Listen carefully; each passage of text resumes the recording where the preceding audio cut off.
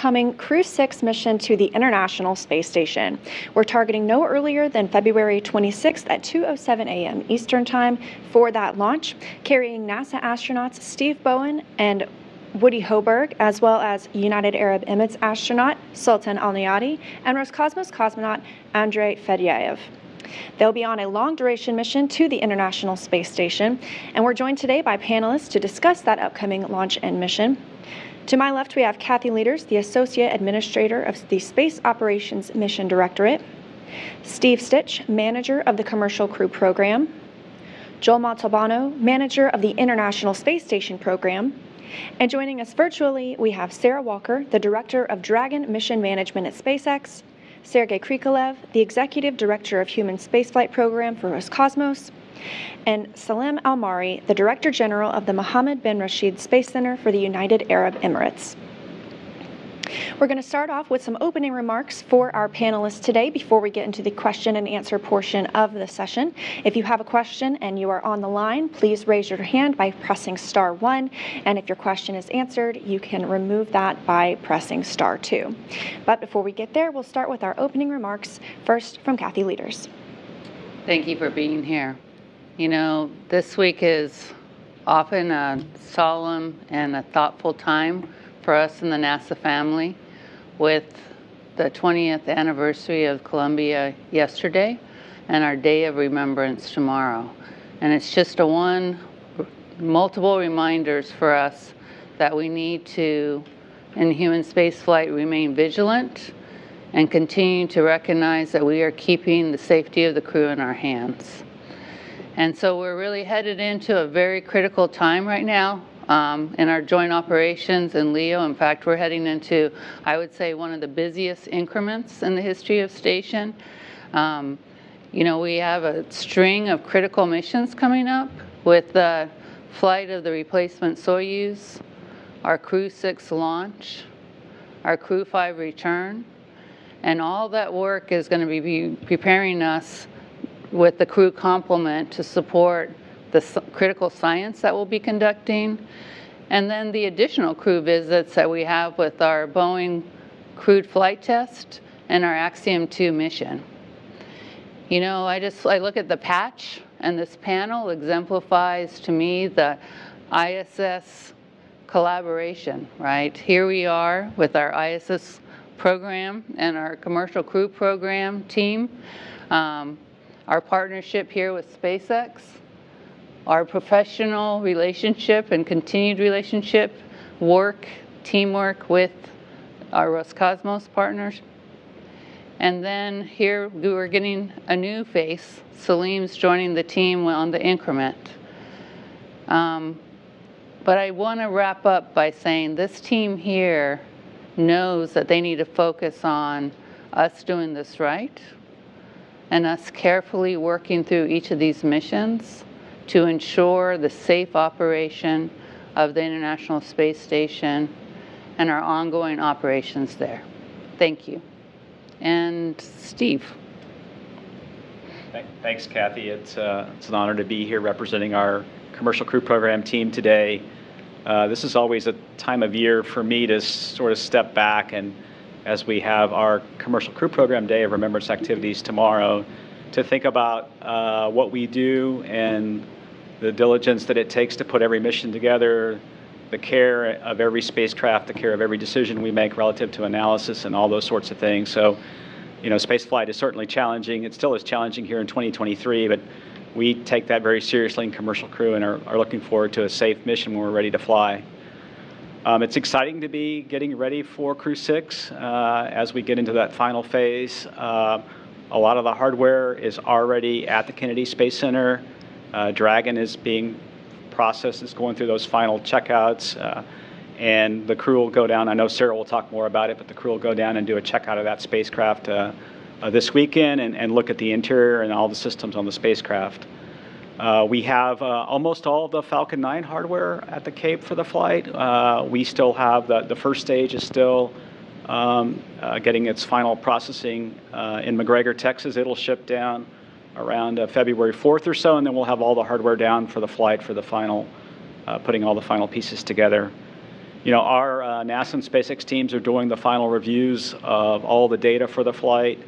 We're in the process of closing out any in-flight anomalies from other missions, and we're in the middle of doing that. Extremely proud of the team that we have. We've been working really hard, even through the holiday into the new year, and getting ready for Crew-6. And then, as Kathy said, we have a busy spring in front of us. We'll take each mission, one step at a time, and the first one is Crew-6. And as Leah said, the launch date is February 26th, nice early in the morning, 2:07 Eastern launch time. And we'll be ready when the vehicle and all the hardware is ready to go, and the crew and all the other things it takes to execute the human spaceflight mission. Following that, we'll have about a 5-day handover, and then we'll bring the Crew-5 Dragon home. We will do an inspection of that vehicle before we bring it back, and that'll be around March 4th is when we'll undock and land, and a couple weeks before that, we'll inspect the heat shield and make sure it's ready to come home. And with that, I'll turn it over to my good friend and colleague, Joel Montalbano. Thank you, Steve, and thank you, Kathy. As Steve and Kathy mentioned, the Day of Remembrance, we also take a time out this week in the space station program and kind of reflect on the lessons learned and make sure we're still carrying those forward. It's important as we look at human spaceflight that we learn from the past and that we never forget and always bring those lessons with us. On Crew-6, we're excited to talk on the horizon of another crew exchange mission, right? These missions are what we do, and they are what we can take together and showcase the International Space Station. With this crew, with Steve, has 3 flights behind him. This will be his 4th mission. He'll be flying with 3 first-timers. Combination with Steve and then Frank Rubio on orbit, they'll help the first flyers get going. And this expedition will be another example of what we can do with the International Space Station. This crew will be scheduled for about 250 experiments for research. They'll also be doing technology development for exploration, as well as commercial low Earth orbit activities. We're continuing the integrated crew exchange that we started last year in the fall, so we'll have another cosmonaut on this mission. We'll also have the first long-duration United Arab Emirates crew member on the International Space Station. And Sultan, if you remember, he was the backup for Huzzah when Huzzah flew on the Soyuz. And so he's very familiar with the International Space Station, familiar with our program, and it's excited to have another country's astronaut on board, and it's excited to expand human spaceflight across the globe. This mission will launch on February 26th. Steve mentioned we'll have a short handover with the Crew-5. The Crew-5, they're not slowing down. They have about a month to go, and we'll be excited once they're back on Earth. But those guys are fully subscribed, and we're keeping them busy with the science and utilization on board the International Space Station. Just a few days prior to the 26th launch, Roscosmos will launch the uncrewed Soyuz on February 20th. The docking will be February 22nd, so 2 days later, what's commonly referred to as a 34-orbit rendezvous. And so we're excited. Kathy mentioned, how busy the time frame is. And so just to kind of lay out, we have a launch of a Progress vehicle in early February. We have the Soyuz that I mentioned, the Crew-6. Right after Crew-6, we'll have a SpaceX 27, a cargo mission, followed in April by the Northrop Grumman mission. We'll have the Boeing CFT mission in this year, and then the Axiom 2 mission also in the second quarter of this year. And so that's just the first part. You keep going. We have another SpaceX Cargo Dragon mission, another Progress mission, Northrop Grumman mission throughout the rest of the year, Soyuz exchange, another crew exchange, just rocking and rolling. And so with that, huge thanks to our international partners, huge thanks to the Commercial Crew Program, huge thanks to SpaceX and all our domestic partners. With that, let me hand it over to Sarah. Thanks, Joel. I'm also very excited to start talking about the Crew-6 mission with all of you. This is our first human spaceflight mission of 2023, and it kicks off an exciting year for ISS, an exciting year for Dragon. Crew-6 is SpaceX's 8th human spaceflight mission to the International Space Station, and overall the 34th Dragon mission to the orbiting laboratory. It's been an honor to work with Steve, Woody, Andre, and Sultan, and we look forward to supporting their journey to ISS together in a few weeks. I know there's often interest in the specific vehicles being used each mission. So this is the first launch for this Falcon 9 booster and our fourth flight for the Dragon spacecraft, for this Dragon spacecraft for a human spaceflight mission. Say that 5 times fast. Fourth flight. This specific Dragon, it's named Endeavour. We previously flew it for the Demo 2 mission, the Crew-6 mission, and the Axiom 1 mission, all to the space station. So Steve mentioned we've got our crew equipment interface test coming up in about a week. We like to call it the Dragon test drive. It's a chance for the crew to get into their flight vehicle, into their flight suits, connect everything together, and really just get that final feel before their launch day that everything is working well together, comm checks, umbilical checks, everything. Thank you for including me in today's briefing. Thanks from all of us here at SpaceX to NASA, Roscosmos, and the Mohammed bin Rashid Space Center for their trust, partnership, and close collaboration on the Crew-6 launch. Lee, I think you're ready to hear from our international partners. Thanks, Sarah. That's right. And for our next opening remarks, we'll go to Sergei Krikalev, the Executive Director of Human Spaceflight Programs for Roscosmos.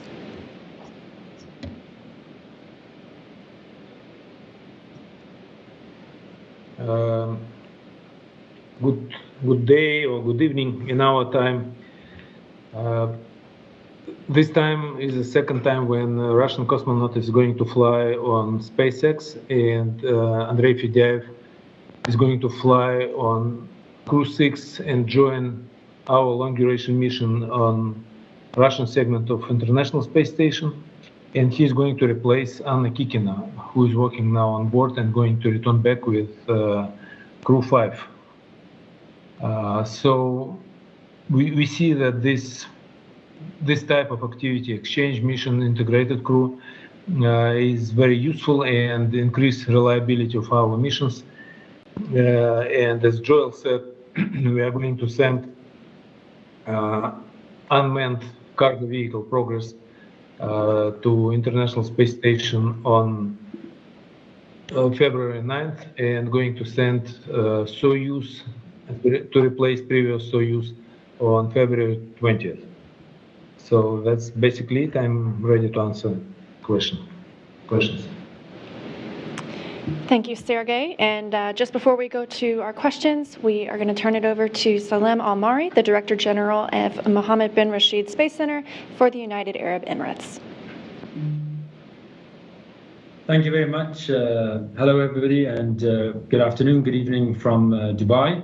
It's an honor and pleasure to be here. Today, I thought I'd give a quick introduction to the Mohammed bin Rashid Space Center. Maybe a lot of our listeners today are not fully aware of the center itself. We were established as a government entity based in Dubai in 2006, so close to 20 years. And we have 4 main areas that we are working in currently. The first was and is Earth observation satellites, where we build satellites from 100 kilos all the way up to 1 ton here in Dubai and UAE. The second program that we have is our Mars exploration program, where we launched jointly with the UAE Space Agency the first mission to Mars from this region. It was launched in 2020 and orbited Mars in 2021 and is operated today from the center here in Dubai. Our third program is a focus on moon exploration, and we recently launched our first rover to the surface of the moon. This hopefully should land with the Japanese lander sometime in April of this year. So that's an exciting program that we're working on, and we are planning our second and third rovers as we speak now. And the fourth program, which I will delve a little bit more and get more details on, which is our UAE astronaut program. This is, of course, the human spaceflight program. This was kicked off in 2017, and through that program, we launched a selection process, and we selected our first 2 astronauts, Hazza Al-Mansouri and Sultan Al-Niadi, who is a member of the Crew-6 today. We had 4,000 people apply to that program. We selected those 2 gentlemen, and we had our first mission to the ISS through an agreement with Roscosmos, where we had a short duration mission in 2019 to the ISS. It was a very successful mission. We had hundreds of thousands of students and a lot of outreach that was done through that mission, as well as science. And this was really a push from the UAE to say that we want to be a long-term player in human spaceflight, as well as one of the players that can contribute to human spaceflight. Today, of course, we're talking about our second flight. Before I talk about that, I will say that after that flight, we then signed an agreement with NASA to train our 2 astronauts and 2 additional astronauts. After that was signed, we then selected 2 more astronauts, where we selected the UAE's first female astronaut, Noura, and another additional astronaut called Muhammad. All of those 4 astronauts have been training in NASA. The 2 new ones joined a NASA Ascan class, and Sultan and Hazza continued training, maybe we can say additional training from what they've learned in Russia. Today, of course, Sultan is a very capable astronaut. He's been training in NASA for the past 3 years. Altogether, he's got over 5 years of training. He was backup for Hazza al-Mansouri and went through the whole process of that type of mission. He's also capable and fully trained in EVAs, fully trained in operations of the ISS, and we hope that he can be a very active participant in this flight. If we look at what we will be doing in this flight, we have over 20 science experiments from UAE universities, from UAE institutions that Sultan will be conducting on the flight, as well as over 15 PAO events with universities, students, leadership, various participants here in the UAE and globally that we think will create a big impact. We also have a lot of education activities for the kids and a lot of different operational elements that we will coordinate with NASA. That's all I'd like to say from my side, and I look forward to any questions. Thank you very much. Thank you very much, and thank you to all of our briefers that are joining us today. We will now move into the question and answer portion of the briefing. Again, please limit yourself to 1 question. We have a lot of interest today. Please direct to whom your question is addressed and state your name and affiliation. And if you're on the phone line with us, please raise your hand by pressing *1, and please lower it by pressing *2 if your question has been answered. So we'll start here. Do we have any in the room? Okay, start here. Mark Carreau with Aviation Week in Space Technology. I believe this is for Kathy and Joel. How would you assess to this point the way the space station partnership has dealt with the Soyuz leak, coolant leak, and the sorts of issues it's raised, and just planning for certain events and reaching milestones beyond that event itself? Why don't you get started? I'll say that as always, the team pulls together internationally and domestically to address anything we have, anytime we have a problem on orbit. Roscosmos has been fully open with us. In fact, Ken Bowersox and I were over in Moscow, as many of you know, a week and a half ago or so, and talking to Roscosmos as well as their prime contractor, RSC Energia. And SpaceX has been an awesome partner as we looked at what we can do with the Dragon to help us protect on contingencies. So from a partnership standpoint, both international and domestically, the team hasn't missed a beat, and this is how we do the day-to-day operations. Yeah, I think it's also really important to show how that integrated crew and that integrated crew strategy and planning helped us really be able to work on having the most robust strategy possible working through this, right? And so we were able to put together different options and work different strategies to be able to deal with what was a very low probability event, right? And we always plan for the best and the worst sometimes, but you know, it's why we look at that strategy and having that resilient strategy for these very low probability events that allows us then to have the strongest logistical and operation posture as a joint team. Okay, thank you very much. We'll now take it on the phone. We have Robert Perlman with Collect Space. Question for Joel, I think. Just to keep, just to understand, with the extension of the MS-22 crews stay on the ISS, and the arrival of Crew-6, is this an extension of Expedition 68, or when does Expedition 69 begin? Robert, that's an excellent question, and we've been talking about that this week. As you know, should you just change over expeditions with the new Soyuz? which is typically what we do, or should we extend? And we're probably a week or so away from making the trigger and deciding which path we're going to go. Okay, our next question is from Marcia Dunn with AP. Maybe along the same lines. Joel, how long is this particular mission, Crew-6? How long are they expected to be up there? The shortest or the longest? And for SpaceX, I'm wondering if the Soyuz leak and impact strike, was that sort of a wake-up call for you? Could something like that happen to the Dragon while it's parked at the space station? And are there any plans to try to make your capsule more robust so something like this couldn't happen? Thank you. I'll take the first part. It's about a 6-month mission.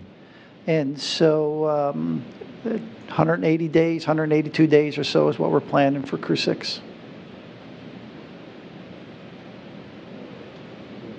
I can start out with what we've done, and then maybe Sarah can jump in relative to MMOD and the Dragon. First of all, we have designed that vehicle to have a certain amount of shielding for the environment already around critical systems like the propellant tanks and other areas. And so we went in with the design knowing that this was one of our highest risk areas, and so we put some shielding and different things in place.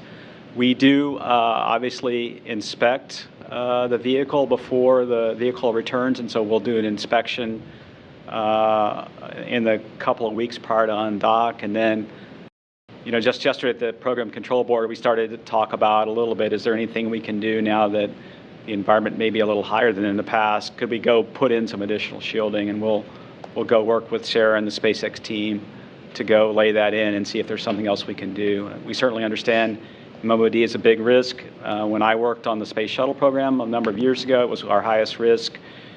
We had one flight where we almost had some significant damage to a radiator that could have been a mission impact as well. So we continue to watch it very carefully and know that it's something that we have to manage very carefully for these missions. And we did have Sarah on. I think she was muted. So Sarah, if you wanted to add anything, feel free.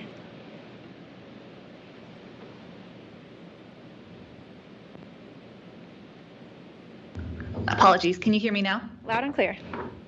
Okay, great. I was going to say all the same things Steve just said. So we do continually assess Dragon's on-orbit health. We perform these weekly checkouts. We do more extensive monthly wake-ups of the systems that aren't nominally exercised while they're docked. And we've already performed both of those since the Soyuz incident about a month ago. So the Dragon systems are healthy and operating nominally and within flight rules for Crew-5. And then related to MMOD specifically, we do perform an on-orbit photo video inspection using the ISS's robotic arm to look around the exterior of Dragon about 2 weeks before each vehicle departs. So that was kind of our nominal process to survey of any indication of MMOD impacts. And this flight, we do also plan to ask the crew to do a visual inspection of Dragon's windows just to ensure there were no effects from the coolant leak that might have been evident there. But I echo all of Steve's words.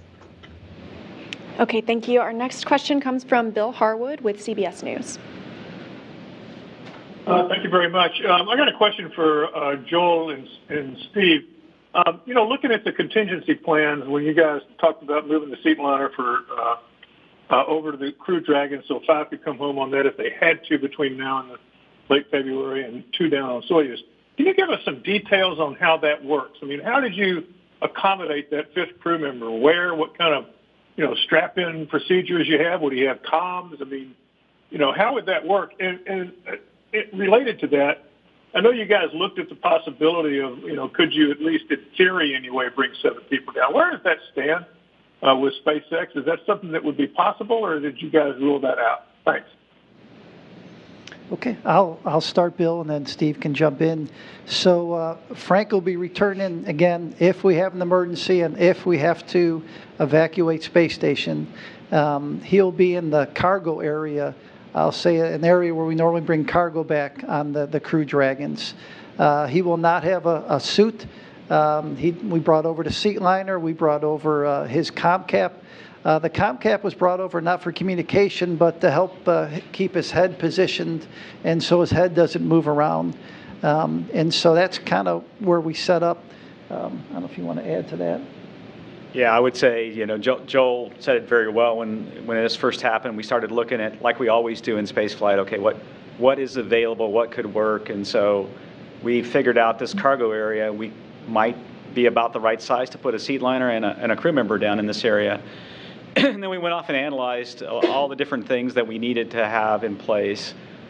Is the airflow acceptable? Can we maintain carbon dioxide scrubbing and all those sorts of things? Do we have enough oxygen and supplies for him? And we figured that was out. And then, we looked at how would we position the seat liner as perfect to restrain the crew member in this area to keep Frank safe.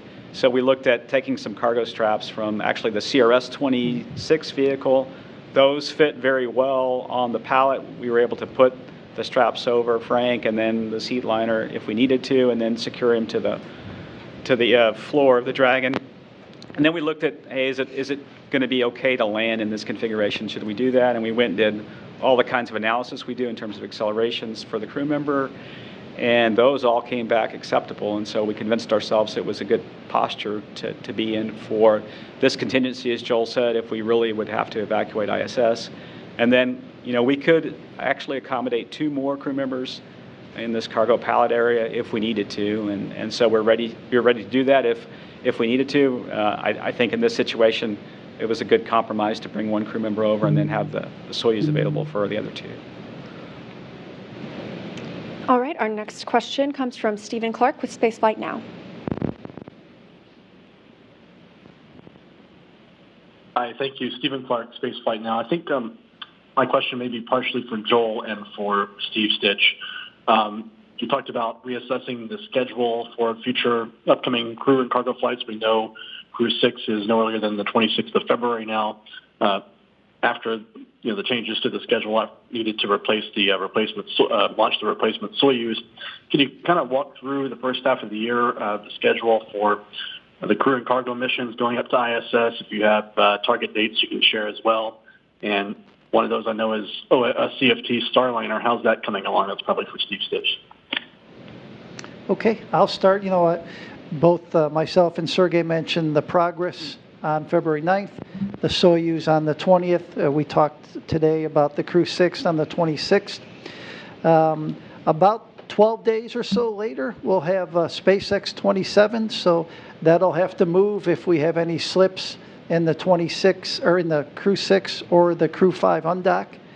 And then in early April, we're planning the Northrop Grumman mission. We're looking at mid-April or so for the CFT mission, and then, like I said, the second quarter of the year for the Axiom mission. And I'll talk a little bit about CFT. So it's a pretty exciting time frame relative to CFT.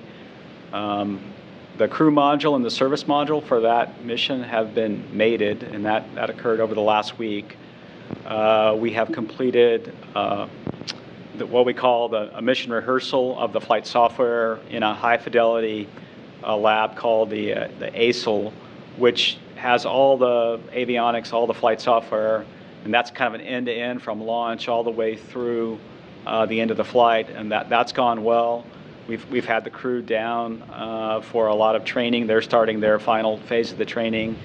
We're in the middle of some final software testing for kind of some off-nominal scenarios in that same facility.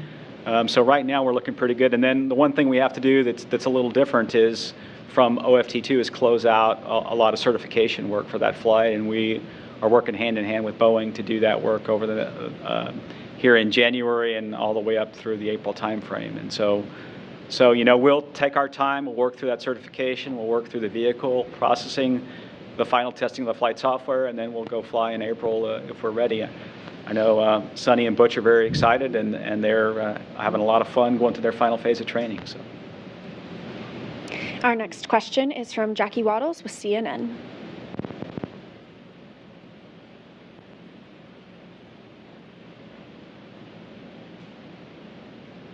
Jackie, are you on the line?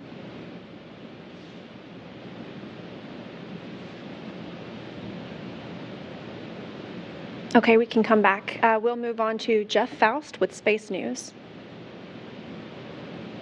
Hi, good afternoon. Question probably for either Joel or Kathy. What's the long-term outlook for integrated crews going into this fall and beyond? Are you still planning swaps on the Soyuz and Crew-7 missions this fall?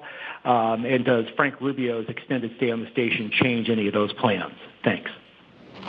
Okay, so right now we're still working with Roscosmos on the swap in the fall of this year.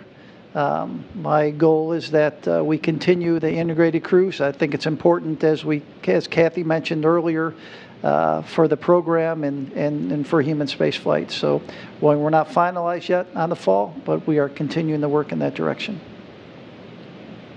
Next on the phone, we have Lauren Grush with Bloomberg.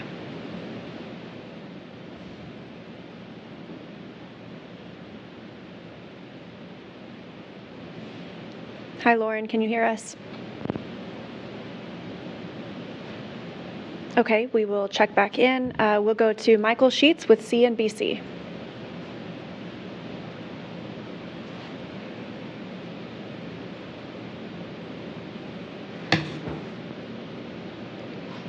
All right, it looks like next up we have Tim Fernholtz with Quartz. Hello, everybody. Tim Fernholtz with Quartz. Thank you for taking my question. This is for Sarah or maybe Steve or Kathy. But I'm curious for Dragon training for international astronauts, how that proceeds given export control rules and ITAR. Are there waivers that are used? We heard from the Inspector General last week there were some issues with cooperation with Japanese astronauts on Artemis. So I was curious how you solve these problems for commercial crew. Thank you. Yeah, sure. We've had the privilege to train a number of international partner astronauts, had a number of them go through our training flow now: France, Germany, Japan, Russia, Italy. So, of course, we follow all ITAR regulations to a T. We have similar rules in place for our employees and any visitors to our facilities. So we stay in lockstep with our export compliance team. I've got a text relationship with that team there. And so they stay super tight with my team and the training team just to ensure that we're able to train our astronauts fully for their missions. Yeah, I mean, we're lucky we have the framework of our under which the International Space Station was established, that kind of established the export environment and our relationships, and then that whole framework was obviously also coordinated with headquarters and the other agencies as we brought on our commercial partners. So this has been an export framework that's been in place since we brought on the new contracts, and honestly was built on over the last 20 years of the International Space Station. It's actually another place where the International Space Station continues to create learning for our agencies and our nation on how to better collaborate and obviously comply with our export rules, but allow technical collaboration on these key activities. Our next question comes from Richard Tribeau with the Orlando Sentinel. Hi, thank you for taking my question. This is for Sarah Walker. With this being the fourth launch of Crew Dragon Endeavour, how many more launches would it have left? And is there any plans to expand the fleet beyond the 4 Crew Dragons that are in play? But also, what efforts are being made to ensure the same level of human safety on Crew Dragon's eventual replacement, Starship? So it being a new design, not a fixed wing, not a capsule. And that's my question. Thank you. Yes, thanks for your question. So we actually have one more Crew Dragon vehicle in early stages of production now. We expect it to come online and enter the flight rotation late next year, I believe. So that'll bring us to a fleet total of 3 cargo vehicles and 5 crew vehicles. And those are already certified for 5 flights each and well underway through their qualification campaign to expand that much further. We expect 15 flights for most components. So I think that will carry us well through the manifest that we see ahead of us. Our next question comes from David Denault with About Space Today. Just once again, the launch time, somebody verify that. And if we don't launch on the 26th, what is the next available date and launch time? And another question I have for Sergey. On the return of the 22 vehicle, do you expect any interior damage from the heat? Yeah, I can address the launch time question. Yeah, the launch time for the 26th is 2:07 a.m. That's Eastern time. And then we're well set up for 3 launch opportunities in a row that would satisfy the requirements to dock at the International Space Station. And the launch time, for the next day, I don't have the exact time, would be about 23 or 24 minutes earlier. So, it'd be about 1:40 something Eastern time. So. Always scary doing math in public. It is. Yeah, it's very. And as for my part of the question, we are going to return back damaged vehicle basically in nominal mode. We have several backup opportunities using different equipment. And we expect the temperature inside equipment compartment and the crew compartment is going to be higher than nominal. That's why we don't return back crew using this Soyuz. But we know that most of equipment built with pretty big margins. So we expect the temperature is going to be higher, but we think that temperature wouldn't exceed the limits that could damage the equipment. So even if some of equipment will work not in a proper way, we still hope to return vehicle in controlled mode, and we are going to use this reentry as another test opportunity. Thank you, Sergey. Our next question comes from Joey Roulette with Reuters. Hey, thanks. I guess this one's for Sergey and Joel. I just kind of want to make sure I'm understanding this correctly. If there's a station emergency before MS-23's arrival, Prokopyev and Petelin would go into MS-22 and Frank Rubio would go into the Crew-5 vehicle, correct? And if so, then Joel, I guess, why wouldn't Rubio go into MS-22 and what gives us the confidence that MS-22 is safe in an emergency scenario versus a nominal scenario?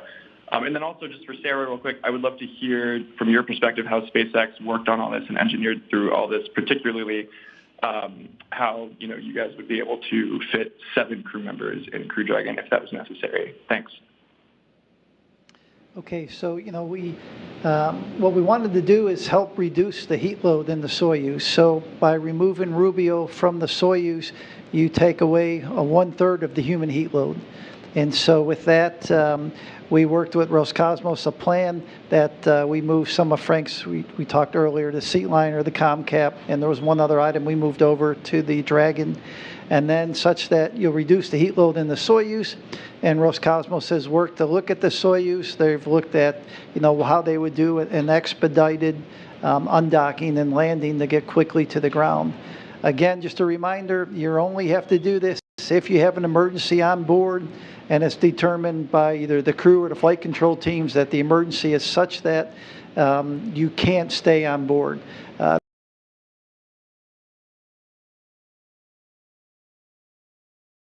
The first thing you'll do in an emergency is obviously address that emergency, which the crews are trained.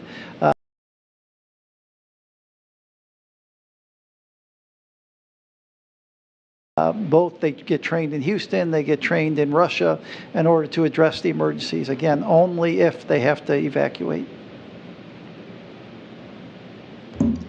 Yes, and I think a lot of good words have been said already. The team did an extraordinary job of working through analysis that carefully examined the environmental conditions, the vehicle center of gravity, the astronaut protection associated with this kind of emergency return. And then we met together as an integrated team and determined that Dragon would support a safe return, actually of up to 7 crew members. So you may not remember, but in the early days of developing the Crew Dragon vehicle interior, we actually laid out the interior to accommodate up to 7 individuals. And then that That was later adjusted to convert 3 of those seats to spaces that could be used as cargo storage areas. So right now we fly with 4 seats on the upper deck and then 3 cargo pallets down on the lower deck. So the current contingency preparedness setup, the 4 Crew-5 crew members would be located in the existing 4 upper level seats, and then one of the spaces on the lower level would be converted back from a cargo area to a crew seating area by securely attaching, as Joel mentioned, the Soyuz seat hardware. So I think it was already said as well that Dragon has plenty of margin, even with the additional crew member, with respect to onboard life support commodities. So that allows us for multiple landing site opportunities in the event of an emergency return. And then because someone touched on the spacesuit specifically, I did want to note that the Dragon vehicle is actually designed to support the crew without the suits. So the suits are there for additional protection in the event of a further in-flight contingency event. But the nominal return of Dragon does not require flight suits. Our next question comes from Will Robinson-Smith with Spectrum News Orlando. Hi, thank you all for taking the time this afternoon. Question for Steve and Sarah, I believe. Can you talk about the progress on upgrading Pad 40 out here at Cape Canaveral Space Force Station to support cargo and crew missions, and when you expect to launch the first cargo test from that pad? And then I guess question for Joel, is there any science launching aboard the Crew-6 mission, and can you talk about what that might be? Thanks. I can start off on Pad 40, and then we'll let Sarah add. SpaceX and the NASA team have done an incredible job laying out the crew and cargo capability from Pad 40. We've already been through a number of preliminary design reviews on that pad, and then also we've been through a number of the next level, the first level of preliminary design, then critical design review on several of the systems at the pad, and then recently SpaceX has started groundbreaking on that pad, and actually the initial work to clear the site and then pour the pilings for the crew tower, and then I'll let Sarah finish and comment on when that capability might be available. Sure. Yeah, we're excited. We think it enables even greater flexibility to our Dragon customers. You mentioned the work that we've started, and our primary focus first will be to allow cargo missions to launch and just allow them to be interchangeable between the 2 pads, 39A and 40. And then we'll add in the final certification elements for human spaceflight capabilities soon after. But we're seeing good progress towards readiness in the fall and expect to be flying Dragon missions off of 40, or at least have the option to do so if 39A, if it's a better balance for the manifest to fly them off of 40 by late fall. And from a science standpoint, we'll continue a lot of the experiments with the Crew-6 that we started on Crew-5 and even some earlier increments. We'll continue the human research work that we do. As far as the details of the exact science, we have a briefing coming up as we get closer to launch, and we'll go over all the additional science that we'll do in detail for the expedition. All right. Thank you, everyone. Oh, we have one more question in the room. Thank you so much. I'm from Russian Sputnik News. Please, I wanted to ask, is there any direct cooperation between SpaceX and Roscosmos? And, SpaceX has also a goal to go to Mars before 2030. Will NASA cooperate on that, or Roscosmos, or is it solely SpaceX thing? Thank you. Sarah, you want to take the SpaceX part, and I'll talk about SpaceX-NASA cooperation. Sure. So I think speaking for SpaceX, we are excited to train the crews that are given to us for our vehicles. And so it's been an honor to train now 2 Roscosmos cosmonauts now for Crew-5 and now here for Crew-6. And so we look forward to continued partnership. Yeah, and within NASA, obviously, we're really excited because we've been laying out our Moon to Mars strategy and how we're laying that in and how we're working through that. I was participating in an architecture review this week and laying out the plan. So I'd say I don't want to give any spoiler alerts to further news that Jim Free will be bringing out over this next few months. So stay tuned, and we'll kind of keep this focused on the Crew-6 piece, but I'm sure that there's going to be lots of opportunities within NASA and our international partners for there to be future collaboration as we're making these really critical steps to go to the moon and prepare ourselves then to go to Mars. Thank you. All right. Thank you to everyone who joined today in person and on the phone. And of course, a major thank you to our briefers and all the questions that they answered for us. We are not done for today. Our Crew News Conference, where you will meet the Crew-6 astronauts and cosmonaut themselves, is coming up at 1 p.m. Central Time. So we hope you will tune in and join us for that exciting event. We're also looking forward to Crew-6 launch no earlier than February 26th. But that wraps it up for us this morning. Thank you for joining us.